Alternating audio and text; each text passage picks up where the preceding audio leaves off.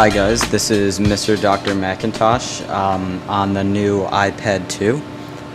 I have it with me right here, and let's check it out.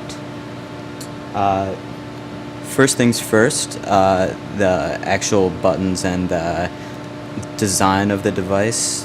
This is the back, and then the front is covered by the Apple Smart cover. On the back, you have the Apple insignia, the iPad, the new speakers down here, which are actually reasonably loud and a good volume higher than the old grill speakers that were in the first iPad. You have the 32-pin connection dock down here, the Wi-Fi signal up here, the new camera up there, and the side.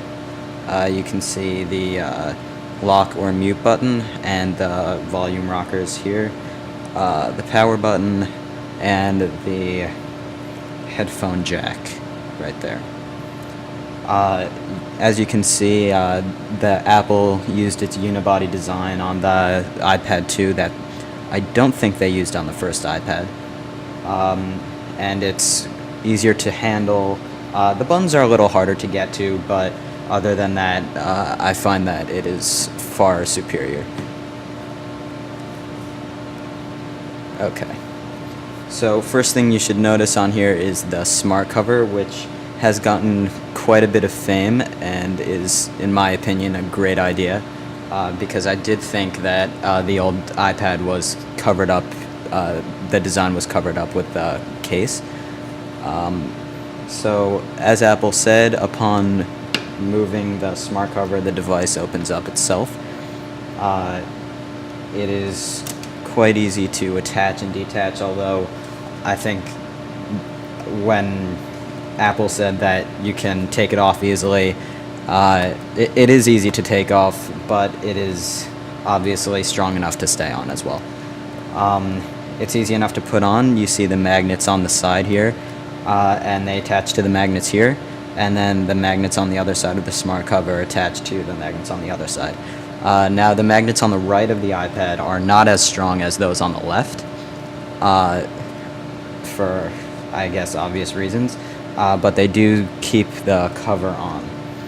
So you just go like that, snaps into place, covers, and it locks. You can obviously fold the smart cover that way and use it to type on, and the iPad switches its direction with the built-in accelerometer. You could also turn it around and use it this way, kind of like a picture frame, or mainly for FaceTime. The one complaint I do have about the smart cover is that there is no real way to hold it upright. You could use it this way, however, it's very straight and not really angled, and I find it impossible to use really this way. I mean, you could still use it, but not really my recommendation. So mainly just, I guess, if you want to use it that way, you're going to have to use it in landscape mode, I suppose. So yeah. One cool thing that you noticed probably right in the beginning is that this iPad is actually white. It's not really too important, but I found that the white one just looked better, more inviting. So yeah, as you can see at the top, there is also the camera, which honestly, it does its job. I guess it works for FaceTime, but in terms of taking pictures, you can see in the camera right here, the quality isn't really the best. I mean, due to the big screen, I guess it makes it a little better, but I don't know if you could see, but in person the camera isn't really the best. So if you're gonna decide to shoot movies or take pictures with it, I wouldn't recommend that. I think it does its job in that it works for video chat. Anything more doesn't really work. Also, for the camera, there is FaceTime, as you can see here. It works pretty well, and when FaceTime is connected, you can hit home and talk in the background. You can't see the video of the person while in background mode, but you can still talk to them, and I found that this was actually pretty fun. There's also Photo Booth, which works like the Photo Booth on any old Mac. The effects are the same, although I think there are a little fewer of them. So yeah, that's it in terms of the camera. Also, what I did find, actually, let's go back to that, is that Skype actually works on it. It is originally it's the iPhone Skype, but it works just as well on the iPad. You're gonna have to lower your resolution, I guess, but that doesn't change the video quality that much. And it works for any of the Skype users. And I found that I actually used it more than FaceTime, even though FaceTime does work more natively on the iPad itself. Safari is still the same. I have found that it's actually slightly faster than the original iPad. I wouldn't say noticeably faster, but it is indeed faster. I opted to use Terra, actually, which is the same as Safari, actually, in my opinion, a little faster. And as you might be able to see, it has the tab and almost the same interface as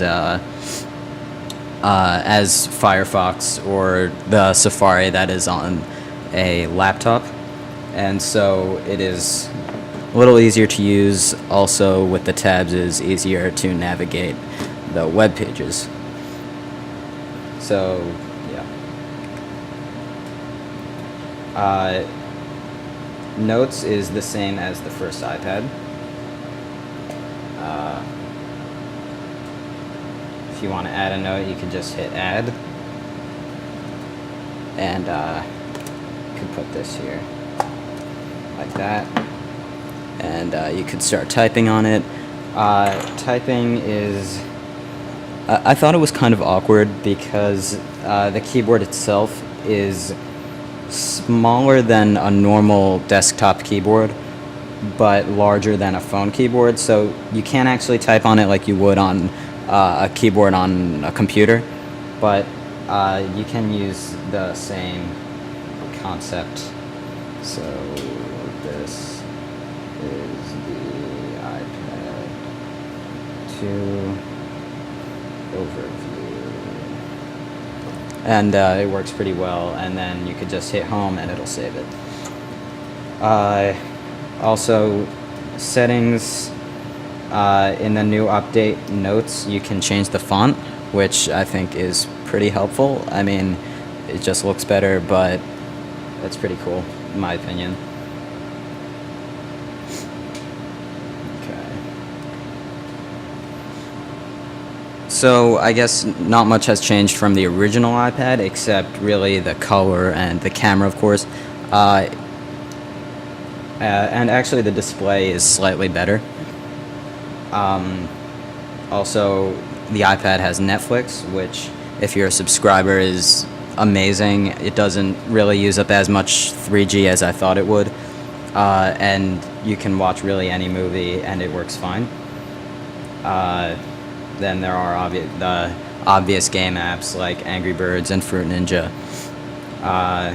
And Cut the Rope if you're into that. I love it. It's a great game. Yeah, and it works well. Basically the same concept as the original iPad. They added pages in the App Store with the old iPad, and just a little look at that. Add a new document. You can choose from all of these types of documents to choose from, and if you want to choose blank, for example, then it's pretty much like a full word processor that you would use on a computer, and I find that it's great for schoolwork or business related, and I love it. Multitasking on this, I wouldn't say as good as the Motorola Zoom. It doesn't show any thumbnails, and it doesn't show, I guess, it shows the more recent ones closer to the left. But you could really pick any of them and it'll go back to where you originally started. So multitasking does work. Also, with some apps like Pandora, for example, You could turn music on and play it in the background. And let's just go to that to, I guess, show an example of the speakers.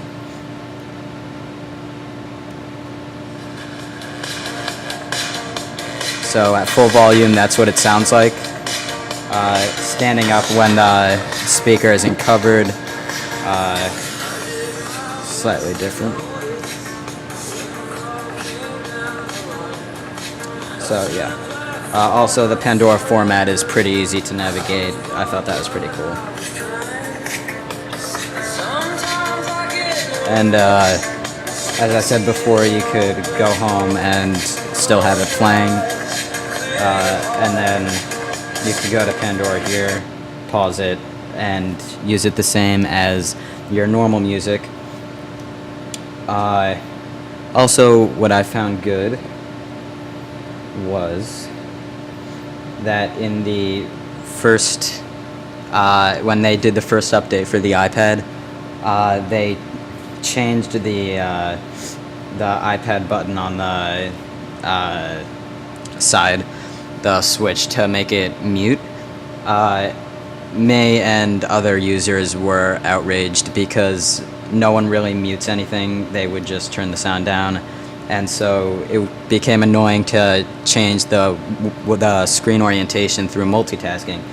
So what they did in this update is you could choose between mute or lock rotation. Obviously, I chose lock rotation, and I think that is way easier, and I'm glad that they added that.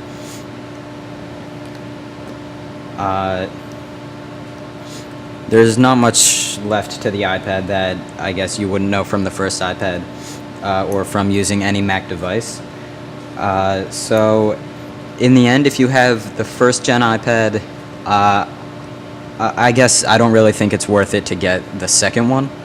I personally love it and I use it all the time, but it is essentially the same thing except with a camera. And I know that a lot of people say that, but it is in fact true.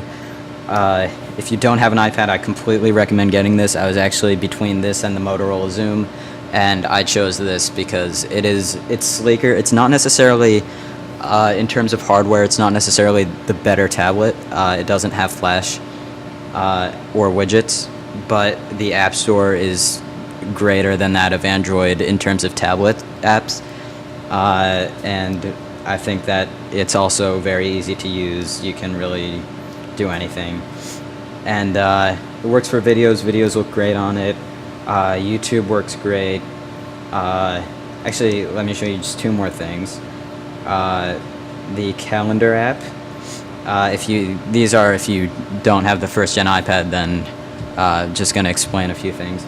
The calendar app looks amazing on the iPad. It's like having an original calendar with you, paper one, and you can change from week, month, or list if you really want to do that.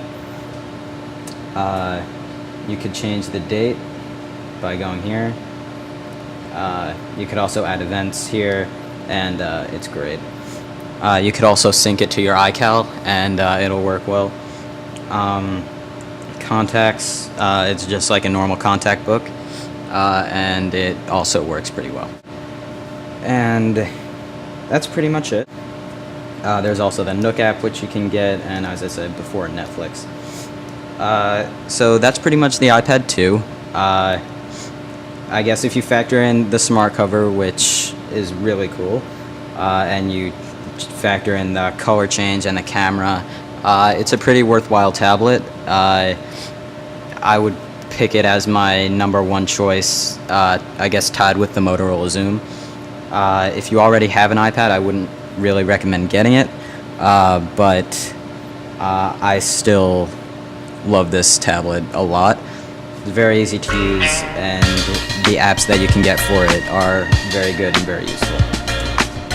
So that's it, the overview of the iPad 2.